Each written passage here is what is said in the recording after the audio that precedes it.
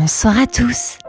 L'histoire de ce soir, présentée et réalisée par le monde des enfants, va bientôt débuter.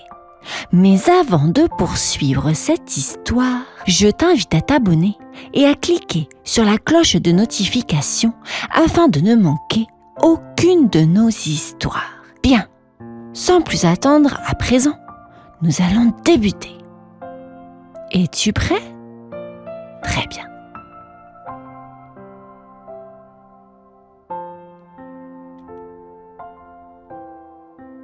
Dans un royaume lointain, l'empereur avait 3 filles. La plus jeune, princesse Nyung, avait un grand sourire et des idées plein la tête. Un jour, alors qu'il dégustait un festin, l'empereur dit : « Nous sommes chanceux, n'est-ce pas, mes filles ? » ?»« Oui, papa » dirent les 2 aînés en chœur. Mais Nyung inclina la tête, pensive. « Et toi, Nyung ?» demanda l'empereur. Nyung sautilla. « Je pense que chacun fabrique sa propre chance, papa, avec de bons efforts et un grand sourire. » L'empereur écarquilla les yeux. « Vraiment ? Alors, voyons cela. Tu épouseras Aïe, le garçon le plus pauvre du royaume. Voyons la chance que tes efforts t'apporteront. » Les yeux de Nyung brillaient. « D'accord, papa. Avec mon ami Aïe et beaucoup de rire, nous trouverons notre chance ensemble. » L'empereur sourit, un peu surpris par l'enthousiasme de Nyung. « Bien, que l'aventure commence. » Le lendemain, princesse Nyung rencontra Aïe. Aïe vivait dans une petite cabane en bois au cœur de la forêt. « Bonjour, Aïe, je suis Nyung. On va être amis ?» dit-elle en lui offrant le plus grand de ses sourires. Aïe était un peu surpris. « Bonjour, princesse. Bienvenue dans notre maison, » dit-il en faisant un petit geste vers la cabane. Nyung regarda autour d'elle. « Oh, c'est joli ici, mais un peu vide. Tu ne trouves pas ? Allons chercher des trésors dans la forêt, » s'exclama-t-elle. Aïe se mit à rire. « Des trésors dans la forêt ? Oui, des branches pour construire, des feuilles pour décorer, et qui sait, peut-être même des fraises cachées. » Nyung prit la main de Aïe et l'entraîna à l'extérieur. Ils passèrent la journée à ramasser des choses dans la forêt. Aïe montrait à Nyung comment trouver les meilleures branches et les plus belles feuilles. Nyung trouva des fraises qu'ils décidèrent de partager pour leur dîner. « Tu avais raison, Nyung. La forêt est pleine de trésors. » dit Aïe en souriant. Nyung rit. « Eh oui. Et tu sais, c'est juste le début, Aïe. Demain, on cherche un arc-en-ciel. » Aïe éclata de rire.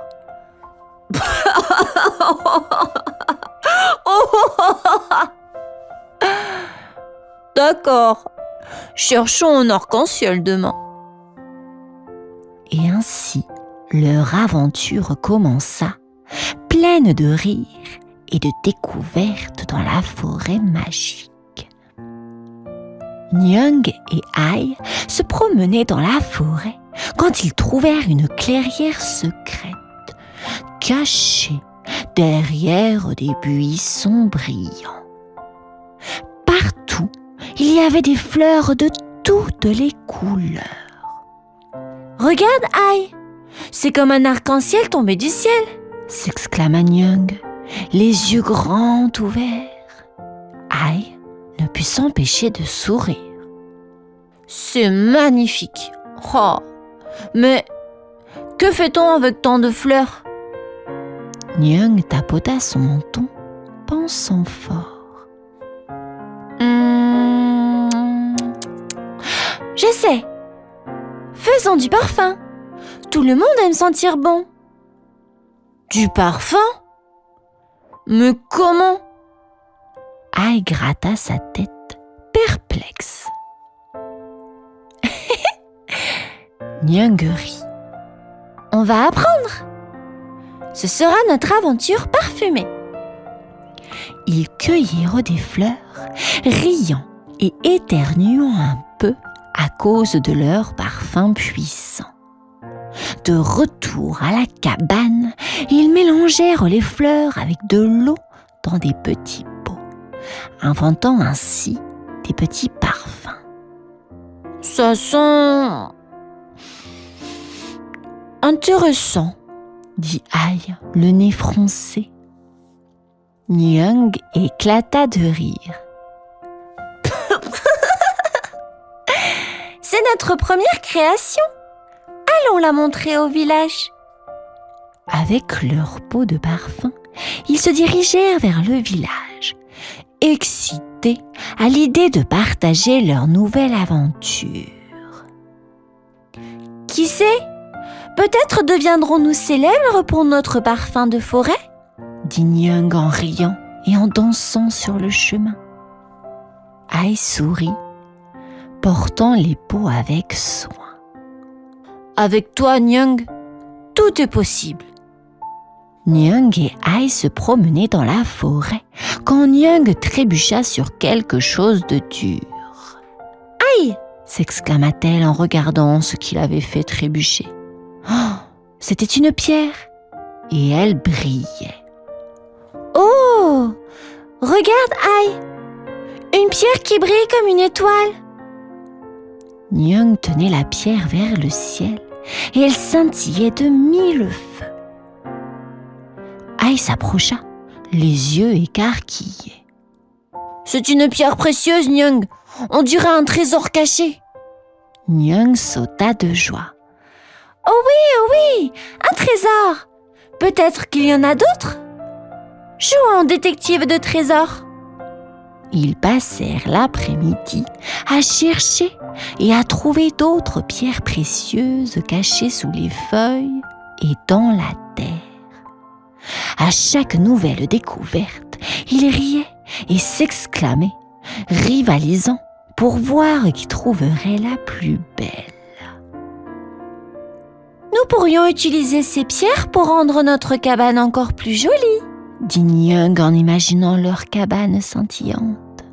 « Ou pour échanger contre des choses utiles pour notre aventure, » ajouta Ai, pensif. Nyang hocha la tête.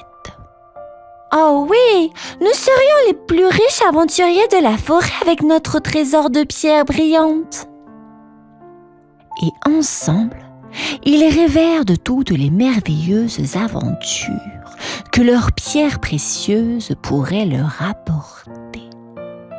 Un matin, le soleil brillait, mais quelque chose d'étrange s'était passé dans le jardin de l'empereur. Toutes les belles fleurs étaient renversées et les arbres semblaient tristes. « Oh non! Qui a embêté mon jardin ?» s'exclama l'empereur en voyant le désordre. Nyang et Ai, venus rendre visite à l'empereur, virent le jardin. « Ne t'inquiète pas, papa, » dit Nyang. « Ai et moi, nous allons jouer au détective et trouver qui a fait ça. » Avec des chapeaux de détective imaginaires, Nyang et Ai commencèrent leur enquête. Ils regardaient sous chaque feuille et derrière chaque arbre, cherchant des indices. Soudain, Ai pointa vers des empreintes étranges sur la terre. « Regarde, Nyang, des pistes! Suivons-les !» les pistes les menèrent à un petit esprit de la forêt qui pleurait assis près d'un buisson. « Pourquoi pleures-tu » demanda gentiment Nyang. «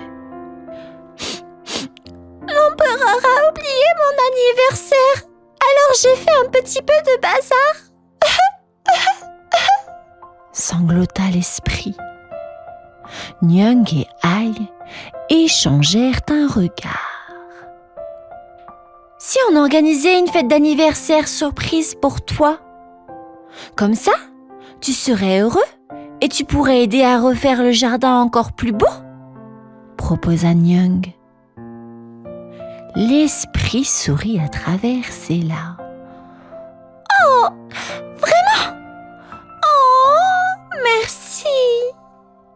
Et ainsi, avec l'aide de tous, le jardin fut non seulement réparé, mais rendu encore plus magnifique. L'empereur était si heureux qu'il invita même l'esprit à la fête.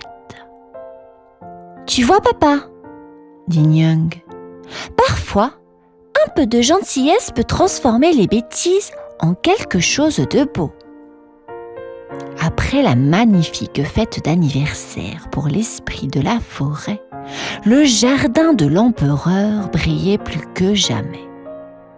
L'empereur, ému par la gentillesse de Nyang et Ai, les appela.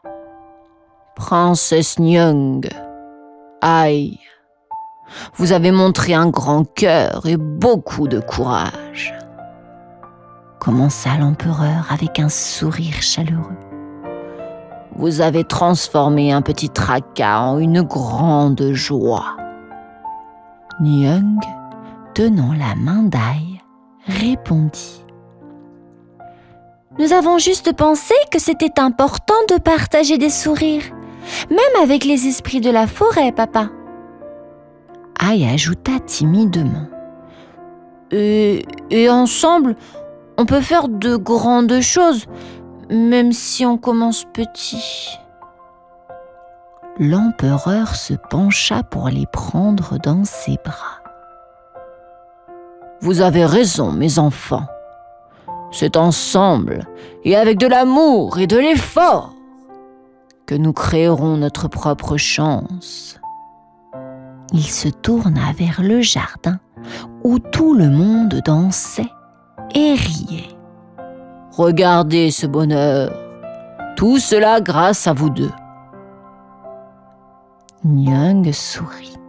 « C'est notre aventure magique, n'est-ce pas, Ai ?»« Oui, une aventure qui ne fait que commencer, » répondit Ai avec un grand sourire. Et ainsi, le royaume resta rempli de rire et de joie grâce à la princesse, son ami Ai et leur cœur généreux. C'est à présent la fin de cette histoire, les enfants. J'espère qu'elle vous aura plu. À bientôt. Bonne nuit.